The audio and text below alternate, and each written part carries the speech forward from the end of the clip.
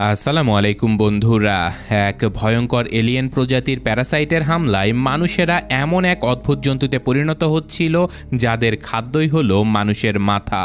ব্যাস টপাটপ হা করে মানুষের মাথা কামড়ে খাওয়ায় এইসব এলিয়েনের কাজ।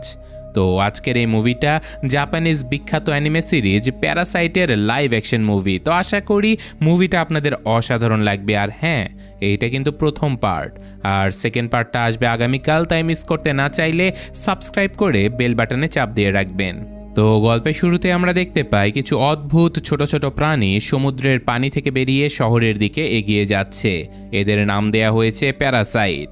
তো এরপর আমরা একজন লোককে দেখতে পাই যে কিনা নিজের স্ত্রীর সঙ্গে ঘুমিয়েছিল, আর ঠিক তখনই সেই এলিয়েন প্যারাসাইট এসে ওই লোকটার কানে ঢুকে পড়ে।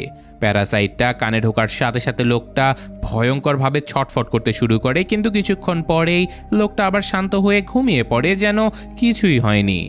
এরপর আমাদের শিনিচি নামের একজন ছেলেকে দেখানো হয় যে কিনা কানে হেডফোন লাগিয়ে গান শুনছিল, আর ঠিক তখনই আরও একটা এলিয়েন প্যারাসাইট এসে তার কানের ভেতরে ঢোকার চেষ্টা করে, কিন্তু শিনিচি কানে হেডফোন লাগিয়ে রেখেছিল, যার কারণে ওই প্যারাসাইটটা শিনিচির কানে ঢুকতেই পারে না।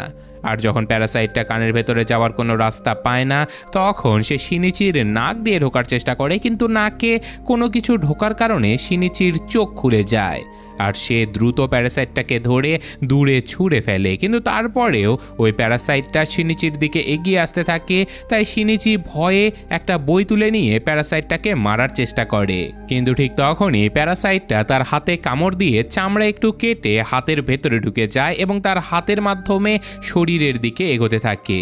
এই দৃশ্য দেখে শিনিচি একেবারে ঘাবড়ে যায়, আর সে জলদি একটা দড়ি তুলে নিয়ে নিজের হাত শক্ত করে বেঁধে ফেলে যাতে ওই প্যারাসাইটটা তার শরীরের ভেতরে আর যেতে না পারে। কিন্তু প্যারাসাইটটা হাতের ভেতরে